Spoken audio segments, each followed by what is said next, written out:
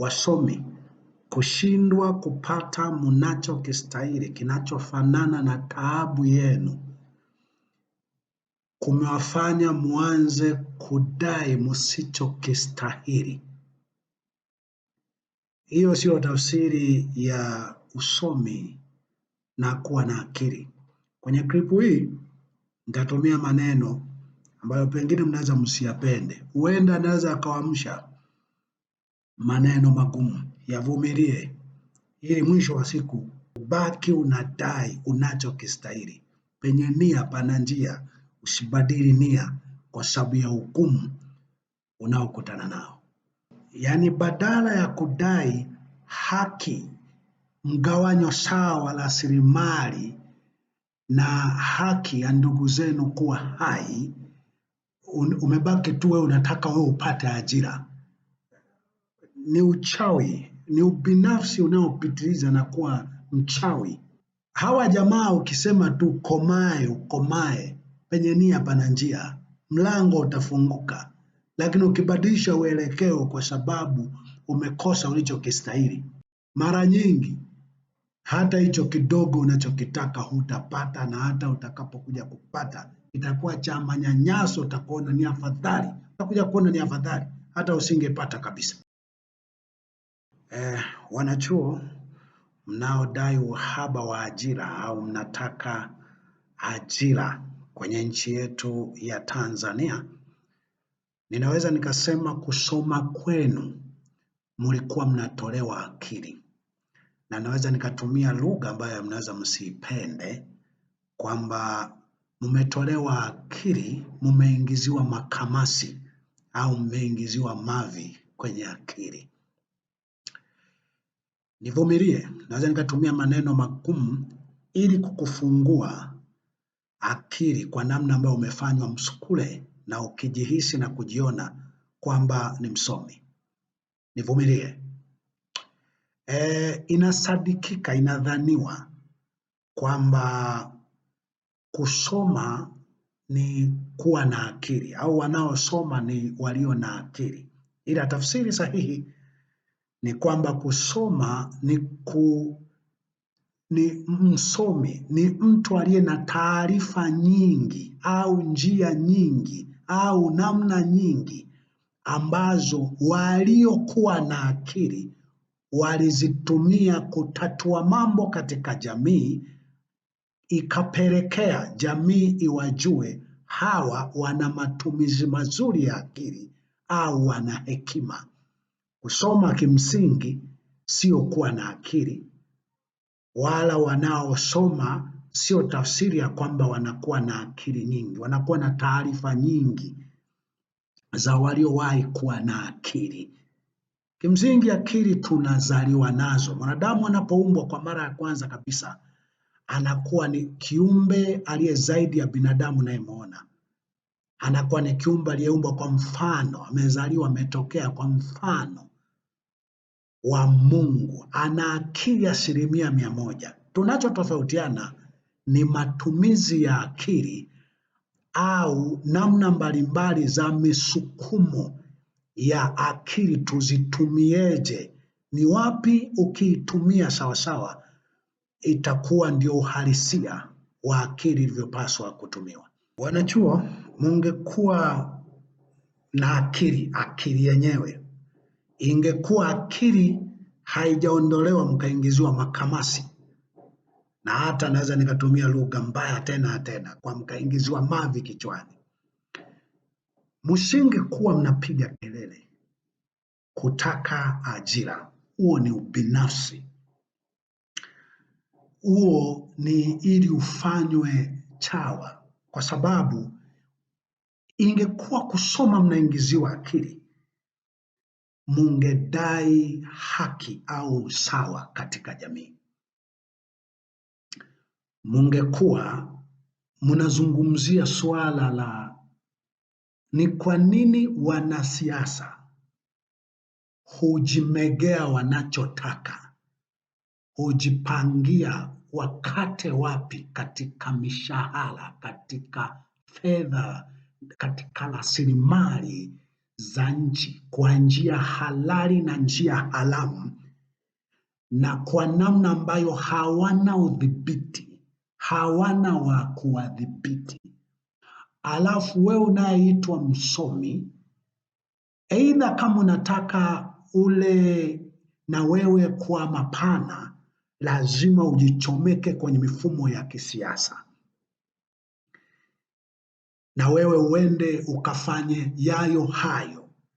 Kama sivyo, utakuwa tu ni kiumbe unayegawiwa, unayekatiwa kakipande fulani ka ulaji, na huku mara nyingi ulaji wako unaweza ukawa salama ukiwa chawa wa wanasiasa, ukiwa ni kiumbe ambaye namna zako zote za kufanya kazi ili uwe salama kazini ni ili utekeleze matakwa ya dhuluma ya wanasiasa. Kimsingi, ajira ambazo mnazipata kwenye taifa letu la Tanzania ni ajira zinazokutengeneza kuwa chawa wa kipindi chako chote. Usalama wako inadhaniwa, inasadikika iko hivyo kwamba mwajiri wako anakuwa ni mwanasiasa. Kwa mwisho yote lazima utekeleze anayotaka mwanasiasa kwa 100%. Unatakiwa ujikute unasifia wanasiasa wakikosa uungwaji mkono, wakikosa ushawishi kwenye jamii, ili waonekane wana ushawishi, inabidi wakuchukue unaitwa mfanyakazi, ndio ukakayo waonekane wana ushawishi. Shughuli ya uchawa kwa ujumla. Wanasiasa wanapotaka kuua, kumwonea mtu, mara nyingi hawaendi wewe mwenyewe, lazima wakuchukue unayeitwa mfanyakazi. Ndio kwa kipande kikubwa watamchukua polisi, usalama wa taifa, jeshi, uhamiaji, magereza. Wakitaka kumwonea mtu lazima wakutumie wewe, wataitumia mahakama, mawakili, lazima wakutumie wewe kumwonea mtu, lazima wakutumie wewe kumuumiza mtu. Kwa hiyo ni kwamba ni ajira ambayo umeajiriwa daima kuwa mbinafsi, daima kuwa chawa. Kikubwa tu wewe unakula, kikubwa tu wewe unagawiwa, unakatiwa. Vimishahara vyenyewe, viposho vyenyewe mnavyokatiwa, mnavyogawiwa ni viposho, ni vimishahara ambavyo yani ni kama andazi moja. Wanasiasa wanawagawia askari wote andazi moja, na walimu wote na madaktari wote na mahakimu wote na makarani wote, yani wote andazi moja. Alafu yeye mwanasiasa anakuwa na maandazi 10, 20 peke yake. Kusoma, kuwa na akili, matumizi mazuri ya akili ni kwa namna gani utatumia akili hizo kuambia anayekuwa kwenye mifumo ya kisiasa kwamba katika hali yoyote hivi vitu vigawanywe sawa. Hivi vitu, haki ni usawa. Unajua, ukikosa ulichotakiwa kupata, kuwekeza nguvu zako zote na akili yako yote na ukomo wako wote, kwamba katika hali yoyote mimi ninapokomea sasa na mimi nianze kutafuta tu nilepo chochote ningojee kufa, ni matumizi mabaya ya akili. Ni tafsiri ya kwamba umeingiziwa mavi au makamasi kwenye kichwa chako. Ni afadhali ufe wakati daima ulikuwa unadai kitu kamili, uhalisia, unapigania kitu ambacho ulitakiwa kukipigania. Sikilizeni nyie, hawa viumbe wanaitwa wanasiasa, wanaojikatia wanachotaka, wanaojifanyia wanalotaka, hakuna wa kuwafanya chochote. Daima tunatakiwa tubaki na akili ya kutafuta kuwadhibiti kutafuta kuwakabili, na kuwakabili tuongee lugha ile ile, waitake wasitake, watuletee michezo, watuletee watumie lugha nzuri, waue wanavyoua. Kama unataka dunia ije ijue itumia vizuri akili yako, ili ulipata shuleni, ulipata ilichochewa zaidi baada ya kuwa na taarifa nyingi za waliotumia akili, au uliamua ile ile ambayo ulizaliwa nayo uitumie sawa sawa. Ukitaka dunia ije ikuenzi na kujua ulikuwa binadamu uliyetendea haki ubinadamu wako, baki kudai, usitoke kwenye reli, baki kudai uhalisia, haki, kutumikia watu, tumishi kwa watu. Maana yako ya wewe kuishi ilikuwa pigana, ng'ang'ana. Dunia, ukisikia ajira, utumishi, ajira, ni namna gani unapigania mambo kuwa sawa, watu kuwa sawa. Ukisikia haki, ni namna gani unapigania kila mtu atende ambalo yeye angependa kutendewa, awatendee wengine ambalo angependa kutendewa, agawanye mgawanyo wa rasilimali kwa namna ambayo yeye angetamani kama kuna watu wengine wangekuwa na nafasi kama hiyo ya kwake, wangemgawia kama wao wanavyojigawia. Narudia kuambia, na huo ni msimamo na mtazamo wangu, hawa wanaoitwa wanasiasa ambao wamegeuka mashetani 100%, wanatakiwa kukabiliwa, kudhibitiwa, wanatakiwa kukabiliwa, kila mmoja kwa akili yake, kila mmoja kwa nafsi yake atumie. Kama umetukuzwa kwamba umesoma, kwa hiyo una akili, tumia sasa hiyo elimu na kusoma uliko nako, mkabili. Umeajiriwa, amekuajiri, tumia hicho kiajira ulicho nacho, mwambie hivi vitu vigawanywe sawa, mwambie usiue, mwambie ukiua kinachotakiwa ulipwe, unatakiwa ulipwe na wewe kifo.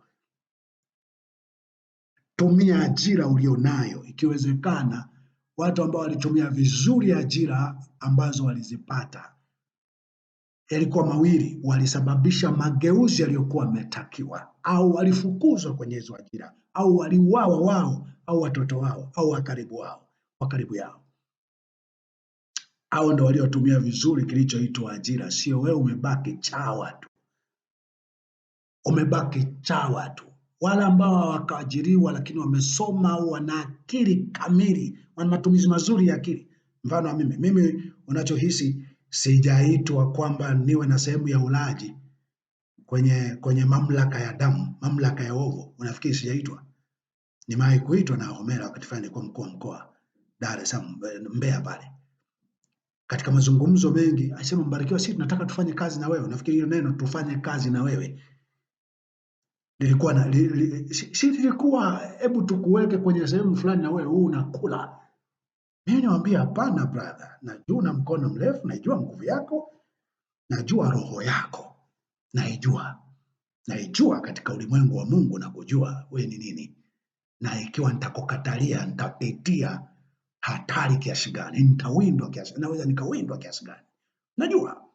Lakini mimi cha kwanza tu nimwambia, hapana kaka, sawa kunitumia kufanya kazi na nyie, sawa, moja iwe ya haki, lakini mbili tujue mmeua mtoto wangu kwa kosa gani, tuanzie kwenye haki ya kuwa hai. Sasa ningekubali pale, ule si ulikuwa ulaji ule, si ulikuwa ulaji ule. Mtu mwenye akili timamu huangalii wewe, ndio maana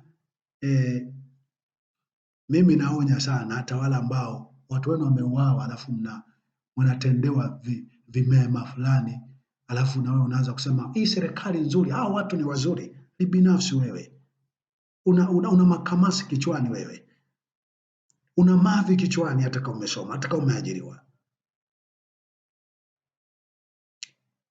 Biblia inasema kwa imani Musa katika kitabu cha Waebrania, kitabu cha hawa ndo watu Wanyakyusa anasema aba bobandu. Hawa ndo watu ambao hawakuona ule ulaji walio nao ni kitu cha maana, wakati watu wengine wanasema kwa imani Musa alipokuwa mtu mzima akakataa kuitwa mwana wa binti Farao, akakataa cheo, akakataa kuishi kwenye nyumba ya ulaji, kwenye ulaji. Akaona ni afadhali kupata mateso pamoja na watu wa Mungu kuliko kujifurahisha katika dhambi kwa kitambo, akihesabu ya kwa kushtumiwa kwa Kristo ni utajiri mkuu kuliko hazina zote za Misri, kwa kuwa aliyatazamia hayo malipo. Kwa imani akatoka Misri, asiogope ghadhabu ya mfalme, maana alistahimili kama amwonaye yeye asionekana. Musa aliacha ulaji, acha ubinafsi. Kielimu ulicho nacho, hebu kitumie. Njoo front, kaa mbele, tumia lugha za hila za wanasiasa zinazoonekana ni za kisomi, ni za kiakili, kwa kuwa umesoma kujua wanapita wapi kwenye maeneo kama hayo. Njoo mstari wa mbele, dai usawa katika jamii moja, dai haki ya watu kuishi, ambayo ndio haki ya msingi. Waliowaua wawatapike, na wanaowaua waache, na walioua wawajibike, wapate malipo. Huo ndo usomi, hizo ndo akili. Onyesha watu walipoua kwa mujibu wa usomi uliosoma, ili walipe gharama za damu walizomwaga. Walilipa nini? Jibu ni hili kwenye Biblia, inasema utatoa nini badala ya nafsi ya mtu? Utatoa nini badala ya damu ya mtu? Atakayeua mwanadamu, wanadamu watatakiwa kumuua. Msomi kaza hapo, sio ubinafsi wa kwamba ukipata tu kiajira wewe umetulia utafikiri unakunya mahali. Wasomi mnaoitwa wasomi, mko vioni, mmemaliza, msipiganie kuwa maaskari, msipiganie kuwa walimu, msipiganie kuwa maafisa elimu, msipiganie kuwa kurugenzi.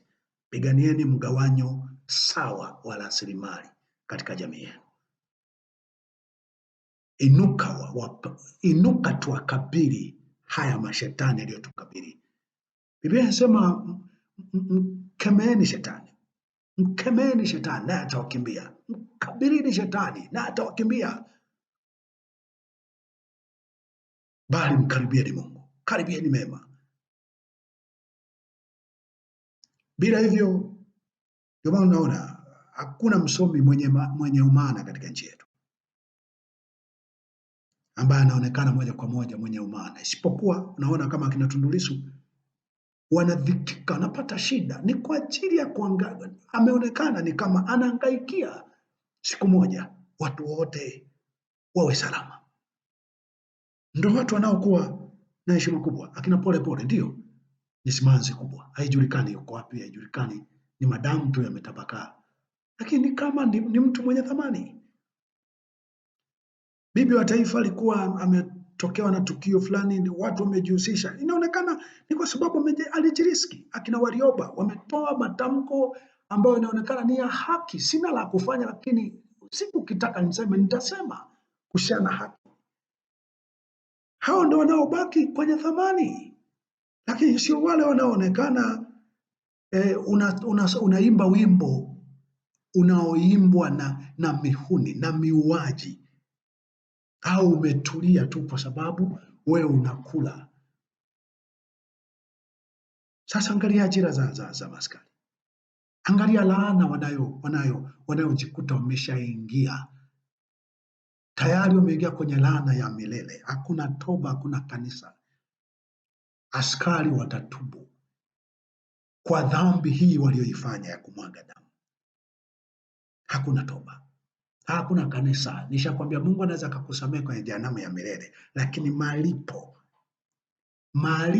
ya kumwaga damu, lazima damu yako imwagike. Aidha utakufa kifo kingine huku ukiwa unangoja adhabu ya milele. Na nyie mmesoma, mnataka ajira, ni hizo. za kwenda kwenye mikutano ya miuaji ili iidhinishe kwamba inakubalika, ina ushawishi, na nyie ni sehemu ya kuidhinisha damu. Anyway, acha niishie hapa, lakini kitaka tukujue na akili, hebu tumia akili hivi ambavyo ndivyo wenye sifa za kuitwa wana akili au wana hekima walitumia akili zao, hekima yao, nguvu zao, utu wao na maisha yao kutafuta haki na usawa, lakini hasa haki ya watu kuishi. Na nimalize kusomea andiko ambalo kudai haki ya kuishi hakuna mipaka. Daidai miaka yako yote. Kwa kitabu cha Ufunuo wa Yohana sura ya 6 mstari wa 9 imeandikwa kusema, na alipoifungua muhuri ya 5 na ikaona chini ya madhabahu roho zao waliochinjwa kwa ajili ya neno la Mungu na kwa ajili ya ushuhuda waliokuwa nao. Wakalia kwa sauti kuu wakisema, Ee Mola mtakatifu mwenye kweli, hata lini kutohukumu wala kuipatia haki damu yetu kwa hao wakaao juu ya nchi? Hawa waliuawa, lakini mpaka wako huko unakojua ni mbinguni, bado wanadai haki. Nini Mungu tawafanya hawa waliomwaga damu zetu? Kudai haki ya kuishi ni jambo la msingi kwa mtu yeyote ambaye anataka ajulikane ana akili au ana hekima. Lakini wasomi wetu nachelea kusema mlichojazwa kichwani mwenu ni mavi au makamasi, kwa kuwa at the end of the day napelekewa kuwa machawa tu na kuwa wabinafsi. Kipata wewe unajua mambo ni salama. Asante na hongera kwa kunisikiliza.